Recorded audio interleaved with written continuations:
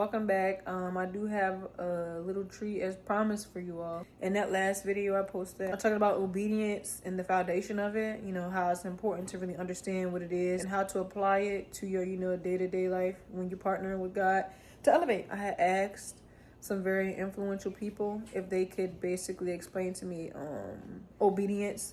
How does it apply to their life? I'm pretty excited. The videos are a little blurry, so I am going to try to put the captions up. These are a group of talented young people. So just hear what they got to say. And hopefully you all can take a nugget or two from them and enjoy. Hi, I'm Layla Lewis, and what obedience looks like to me is setting a goal and walking a narrow road towards that goal.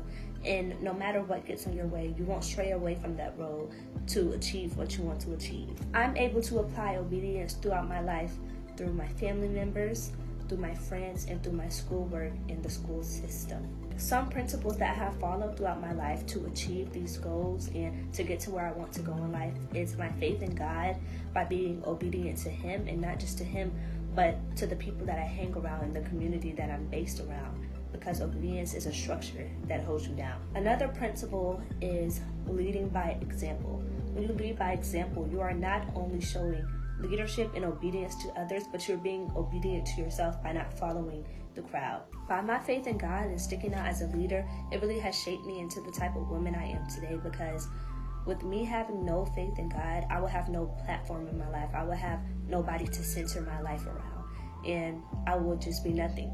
So that really has helped me stay obedient and on top of what I need to achieve and what I need to get done in life as well.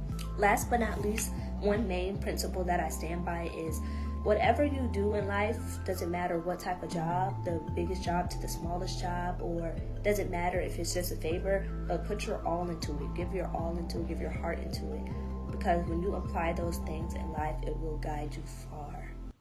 Hey y'all, my name is Araya Gilmer. I am from Twinsburg, Ohio. I am a third-year kinesiology major.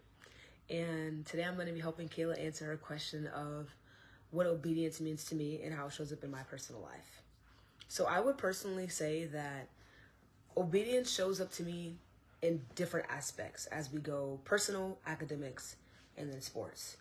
So obviously what I'm here for is a student athlete first. So I would say academics, it just looks like holding myself accountable, like staying on top of my work, studying even when I don't feel like it, especially after those hard practices and long weekends of travel.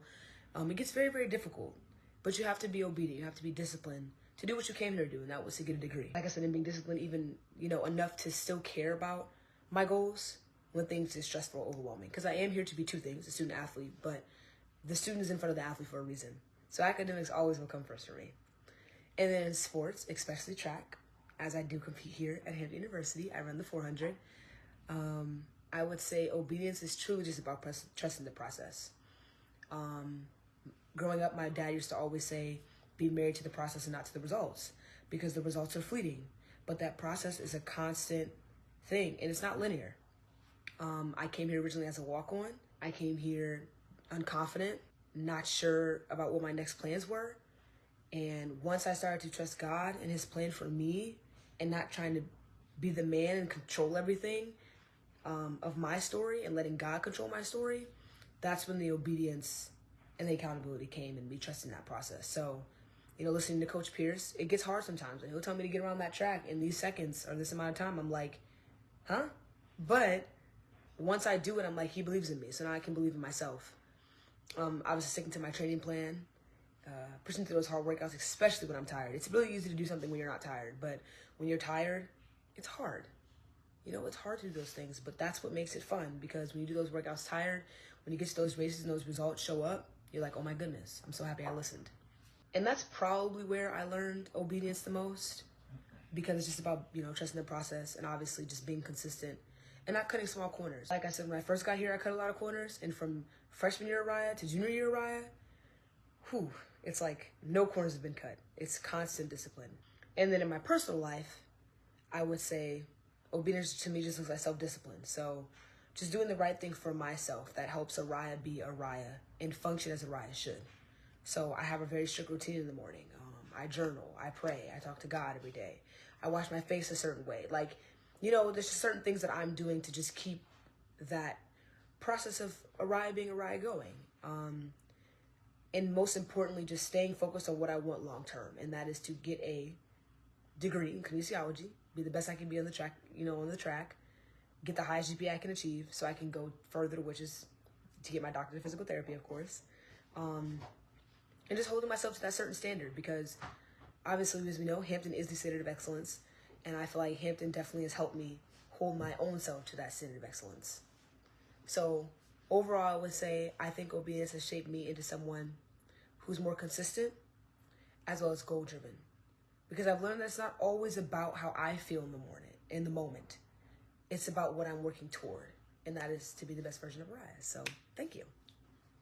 Hi, my name is Kaya Ingram, and I'm from St. Louis. My name is Destiny Spencer, and I'm from Richmond, Virginia. And today our word is obedience. Today we're going to be talking about what obedience means to us and how does it show up in our lives today. Obedience means, to me, following rules, instructions, or directions from someone who has authority, like a parent, teacher, coach, or boss.